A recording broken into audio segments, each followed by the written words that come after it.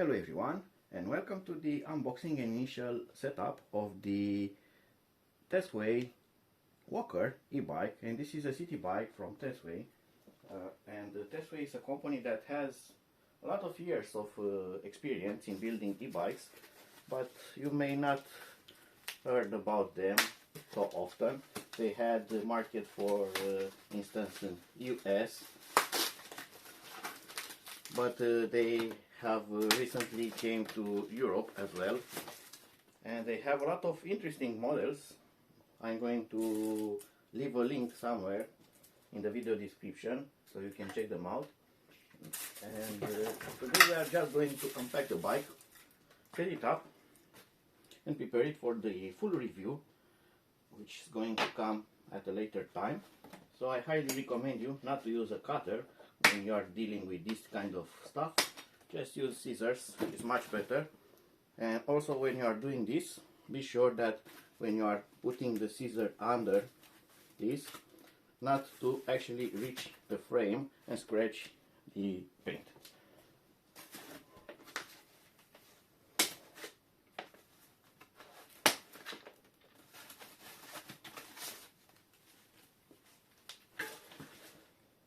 And as simple as that, the bike is out of the packaging.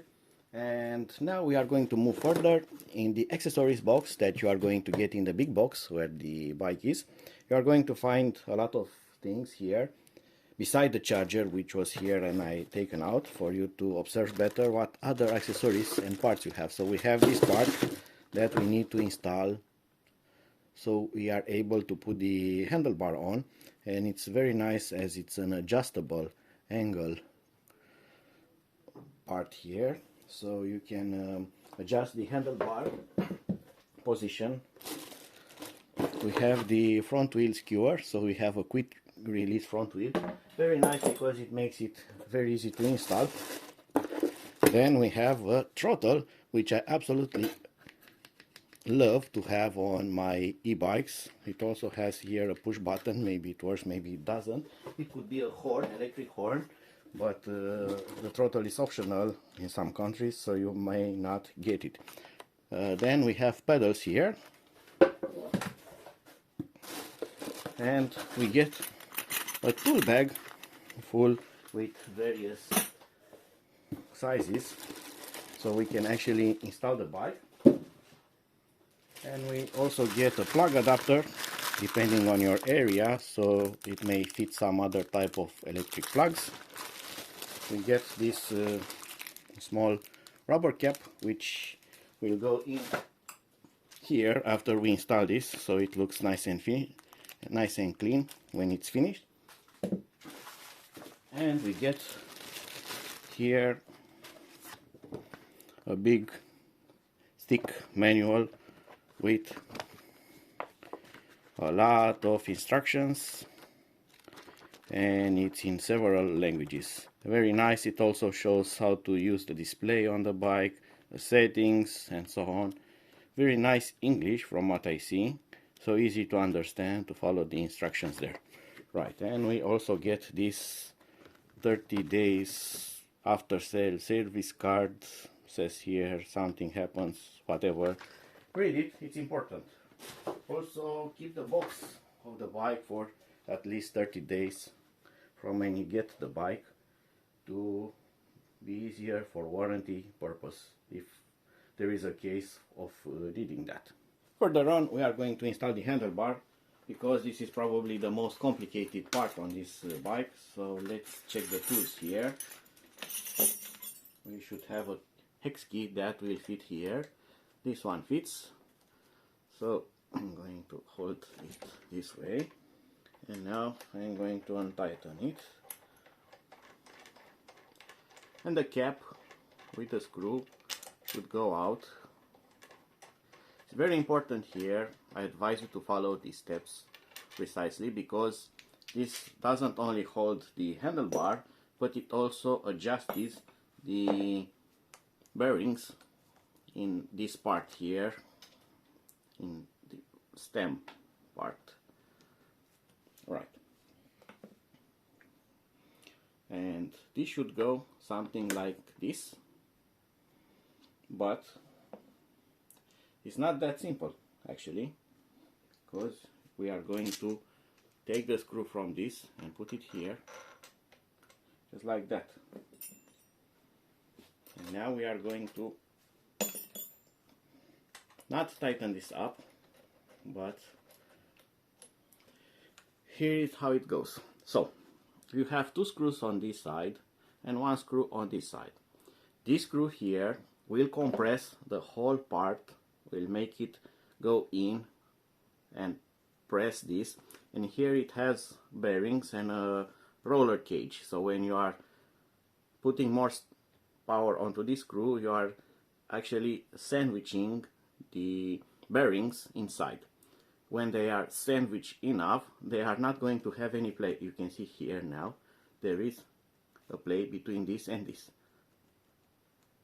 so the headset has play.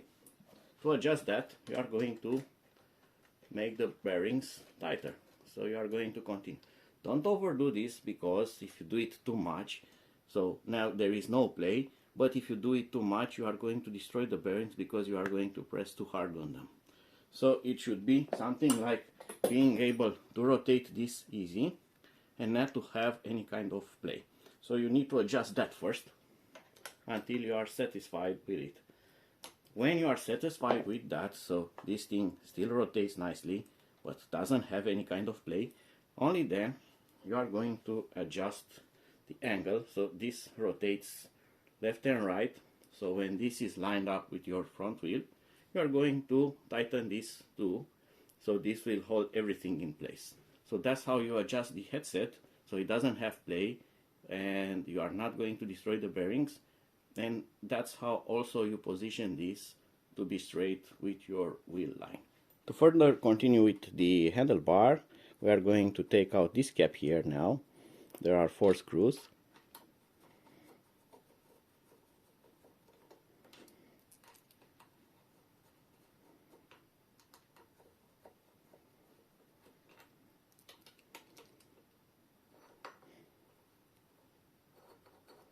And it's almost done, just like that. And now we are going to fix the handlebar itself.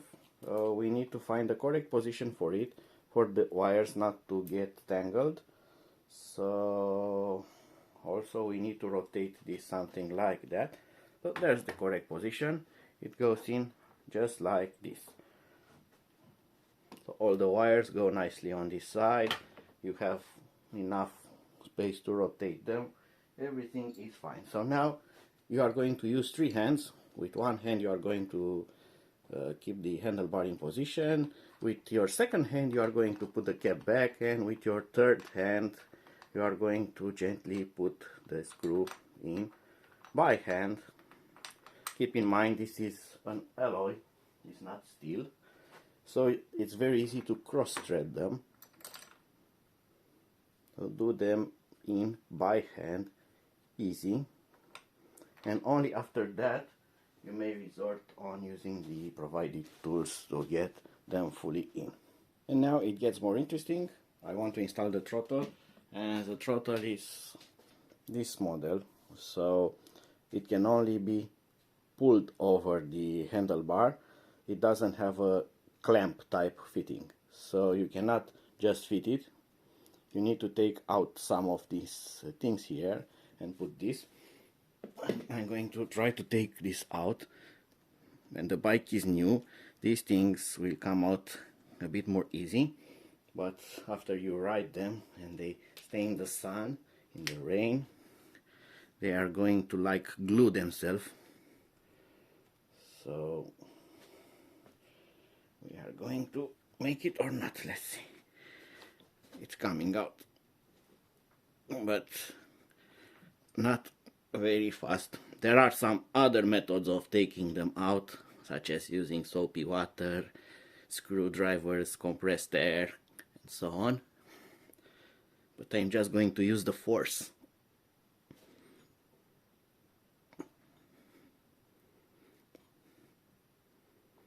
And it's almost out.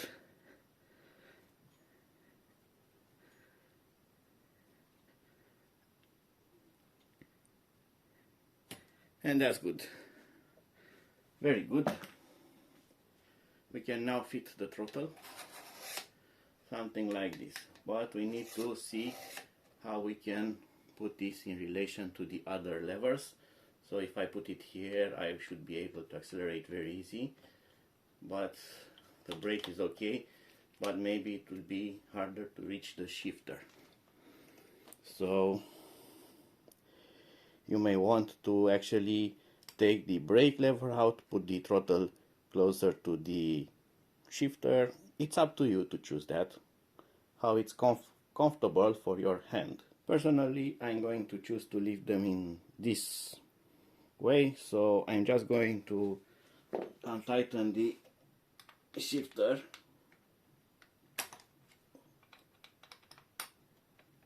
Okay, and this is loose, and now I'm going to untighten the brake lever at the correct size. Oh, it should be this one. Oh, this one is very tight. Right, so now this is also loose, and I'm going to let them all loose like that. I'm going to push them in, so I'm going to be able to put the grip back.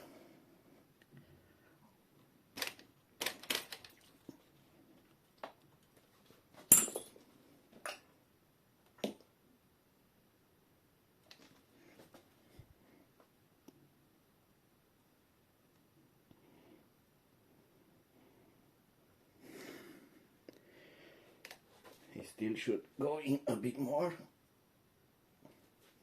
almost at the maximum here.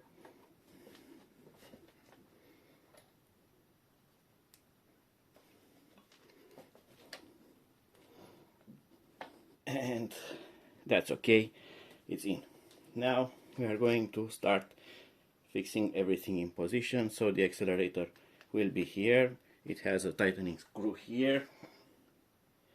Hopefully it should work with the provided hex key. Nope, you don't have such a small one, so you need your own to adjust it. Okay, so should be something like this, and you are going to tighten the screw and not overdo it. It's okay, good. Now the brake lever. This is a bit weird with the wire coming out of here under the brake lever, but not much that you can do. You can do something like this, juggle with the wire, put it like that, but it also needs to reach this plug, which is a bit short. Probably this throttle can also be installed on the left part here under the display. We are going to see that. And now we are going to secure the brake lever in the position and also the shifter, and we are done with the throttle install.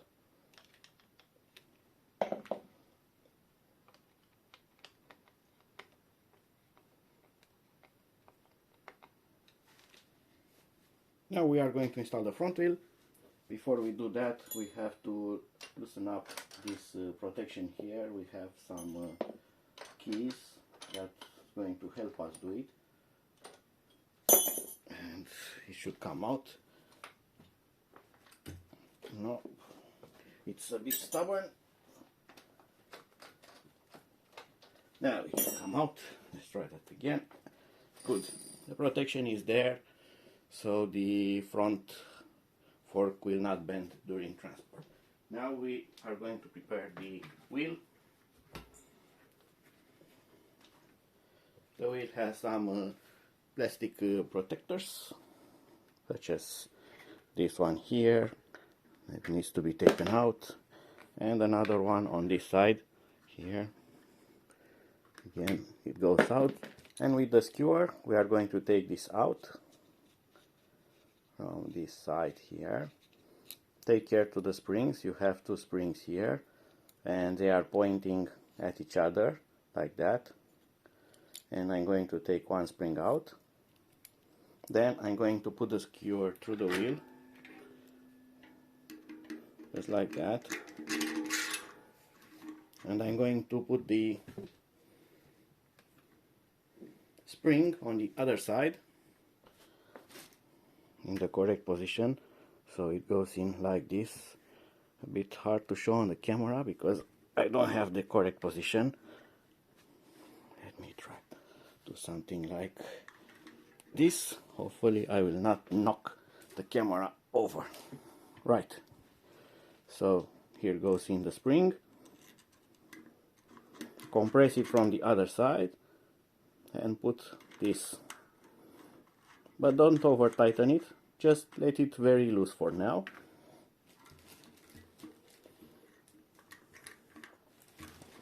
And now we should be able to put this on. We need to check if the brake caliper has a plastic protection between the pads, but there is none on this one. So I'm going to lift this up.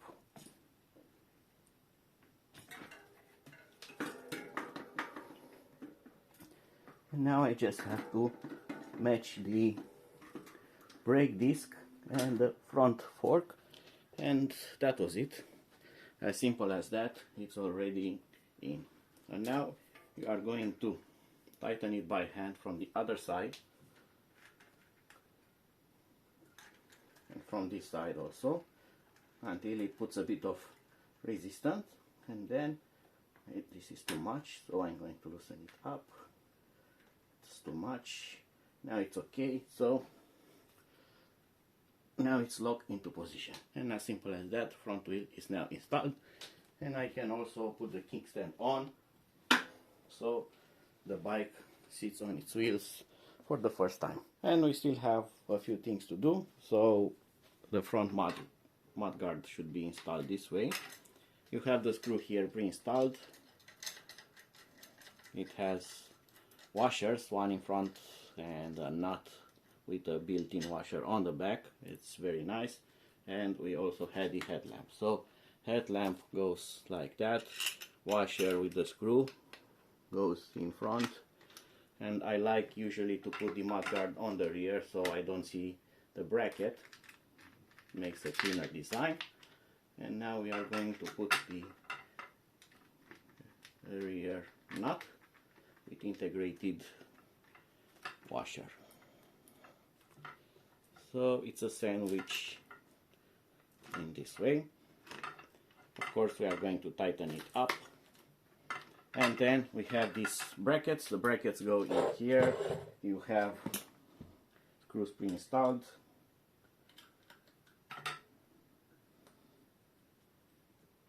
And they also have a washer.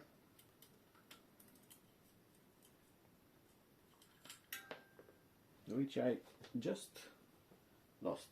A few hours later, I'm joking, it was just there on the carpet. I found the washer and I'm going to install it this way. So screw, washer, bracket. That's the order. Don't over tighten them, don't overdo anything. First you need to put them in position, in correct position, and only then, when everything is centered and lined up properly, only then you can start to tighten the screws up. Now we are going to secure the rear rack. The rear rack comes pre-installed but not secured. You have this fixing point here which is loose, and same on the other side, so this thing moves.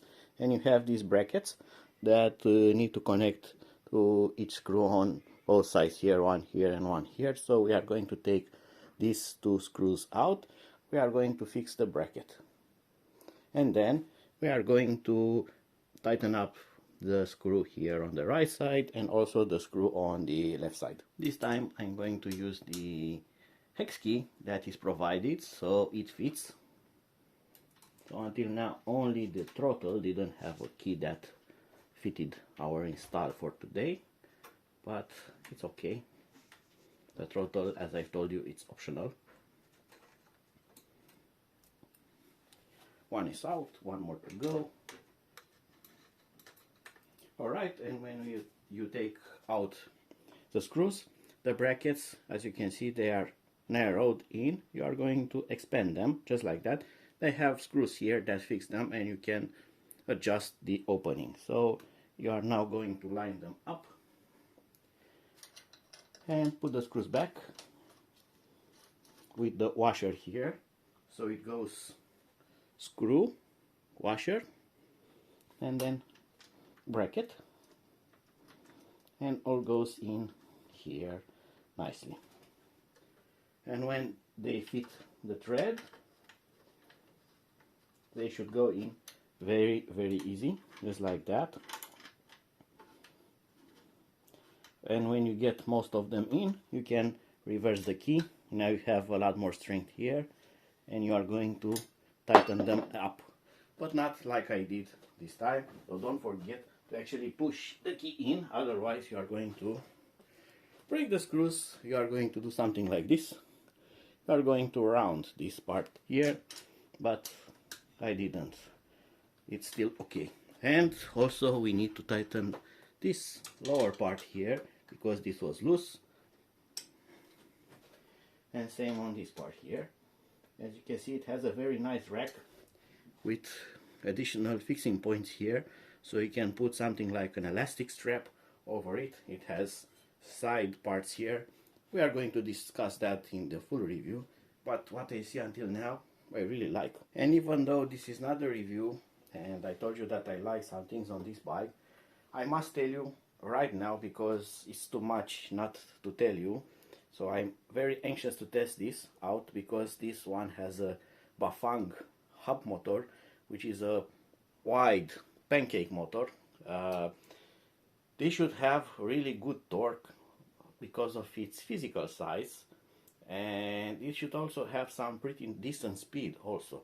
So I have high expectation out of this bike, even though this is sold, let's call it like a budget city bike, but this is not budget, because the frame, the components, the battery, everything, it's somehow better than on other bikes. So really great build quality on this bike so far, and I like what I see. So I really want to test it as soon as possible. And now the pedals.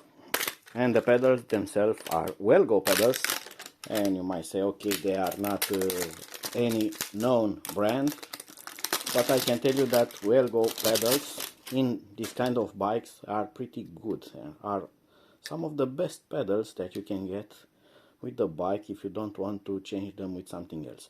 Also, the pedals come marked right pedal and left pedal, and it shows you the correct way to thread them. Be careful with that, because you do not want to cross thread them. So goes in smoothly and nice, and then just by hand, if it doesn't go in by hand, you are cross threading it. And also on the other side,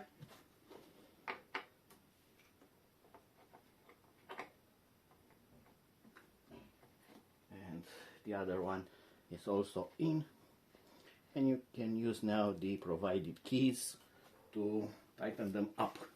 The pedal use the 15 size spanner or key, or how do you wish to call it. And alright, now let's secure it without forcing the drivetrain. So this one is not coming out by itself, and the other one.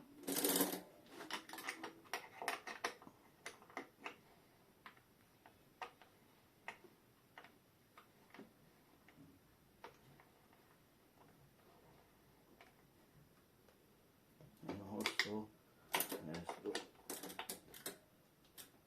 the tightening. Right, so it's all nice and fine.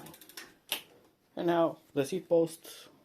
That's easy. Open the locking, close the locking, adjust its strength so it's tight enough for it not to slip down, and we are done.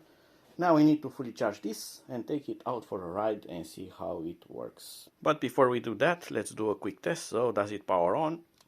Yes, it powers on. I can change the assist modes. So it has power. Everything seems to be fine. So be sure to follow my next videos where you are going to see this in action. Until then, see you and bye bye.